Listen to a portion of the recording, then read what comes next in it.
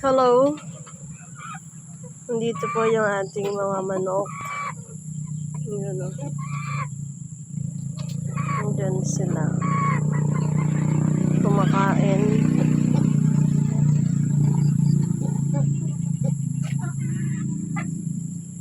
Kumakain yung mga manok natin.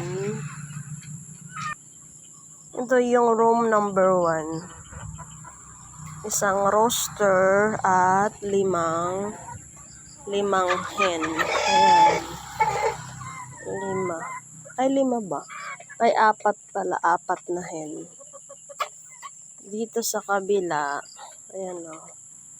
Number 2, ganun din. Isang rooster, 4 na hen. Ayan sila. Maliliit yung nandito.